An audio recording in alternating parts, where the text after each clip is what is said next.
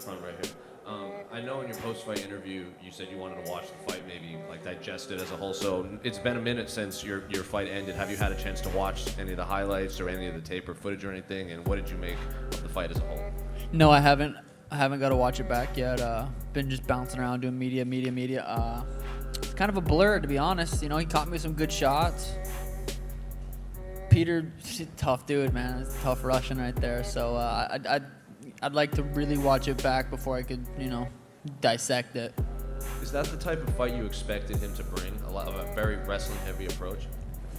I mean, I trained for it all. I'm training for an MMA fight. I didn't literally train, I didn't just kickbox that entire camp. I trained for an MMA fight.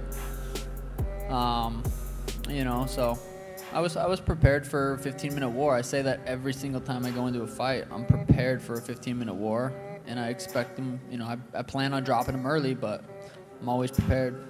Then given that you have been prepared, I feel like you and Pyotr have been going back and forth for so long. This fight had seemed inevitable for the last few years. So when you were in there, did anything he bring to the table surprise you or just catch you off guard?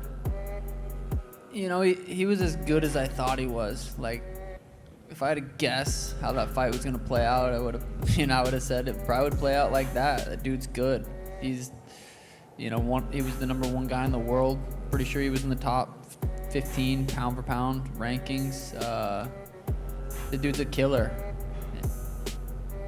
And Dana was here, and I asked him if you would be next for Aljamain Sterling, and he said he'd have to, circle up with his team and figure something out. So if it was up to you, would you want that title shot next? Do you want something else in the meantime? Yeah, it's so hard to, like Dana says, it's hard to make fights that night, right after, or the day of. I'm sore, I have a headache, I'm tired.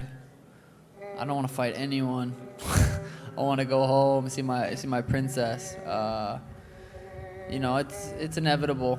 I turned 28. What's today? The 23rd already? I turned 28 tomorrow. Happy birthday. Thank you. I'm going to be in this sport for a long time. The people want me to be champ, so it's going to happen sooner than later. Were you able to watch the Aljamain TJ fight? I didn't see it. I heard TJ's shoulder popped out a couple times. I wasn't able to watch it, though. I didn't. What round did he finish him? Second round. Choked him? Well, ground and pound, but there was a lot of, his arm was pretty, it popped out like the first exchange. That's tough.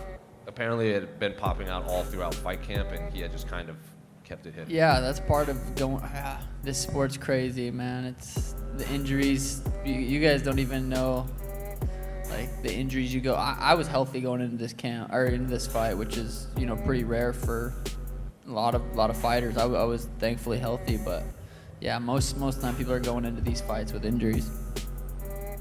Sean, sometimes you talk about, having to answer questions from the fans, and they've always got more questions about you. But do you feel that tonight you got to prove that A, you got a great chin because he cracked you with some shots, and B, that you got great grappling because you're able to get up for every time he took you down? Do you feel like you answered those doubts at least?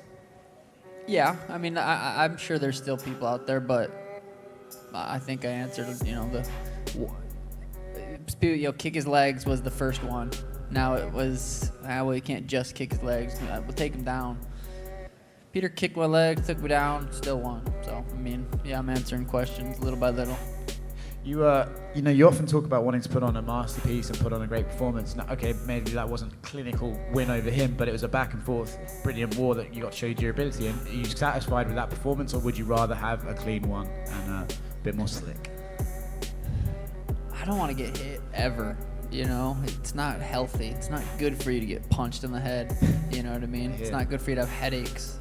So ideally I go in there, not get hit, but I think it makes it even sweeter, the story. Like, I got to really show my heart. I had to dig deep. I had to go somewhere mentally, physically that I've never been before. And that's what happens when you fight the best guys in the world.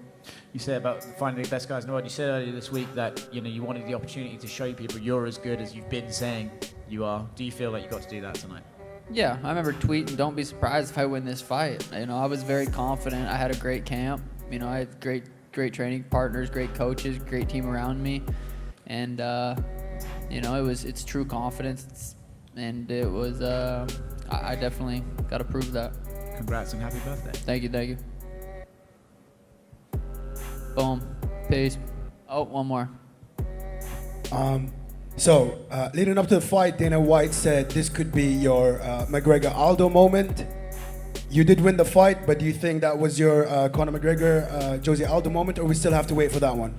I mean, what's considered a Conor Aldo moment? Do I got to knock someone out in 13 seconds? Because that's going to be hard to do. But as far as like blowing up, I think, I don't know. We'll have to see the next couple weeks. I'm sure my brand deals and I would almost guarantee I'm going to go sit down and renegotiate my contract after that. So, we'll see. I think it could be. Best of luck and happy birthday. Thank you, guys. Yep. Hi. Congrats on the win. Thank you. I know you talk about really enjoying training jiu-jitsu and your grappling, and it's a part of your game that you don't really get to show off too much. With Aljamain, the champion, being so dominant with his grappling, does that kind of excite you or motivate you when you're thinking about a fight with him? Yeah, what really gets me excited is guys like Peter who are just like, I knew that was going to be a sweet kickboxing match with a little wrestling. Aljo's straight, he's good everywhere, but he's mostly a grappler, so it's an interesting fight. Sean, just to over here. I wanted to ask, throughout the whole last couple of weeks, I feel like you've really adopted to the culture here and everything like around you. You've really shown appreciation for it. Did you feel a bit disappointed when you heard like all the boos from the crowd today? I didn't hear the boos. I think Brett told me, he asked me the same question. I'm like, oh, they were booing? I didn't hear it. I was just enjoying. I don't know. I didn't hear it. So I think the fans a little buzzed up, just doing what they're doing. I mean, I didn't feel anything. I didn't hear it. And just last one from me. Apologies, my mind may have gone blank, and you might have come out to this before. But I felt like the song that you chose for your walkout today, Superstar by Lupe Fiasco, was that like a reminder for you as you're going into the cage that, if I am who I say I am, I need to perform? Yeah, that song, it's a good song, man. I think I did that song one other time when I fought Jose Quinones, when I had that 2-year layoff, and I'm a superstar, and I feel like it, and it's a good song. Congratulations. Thank you.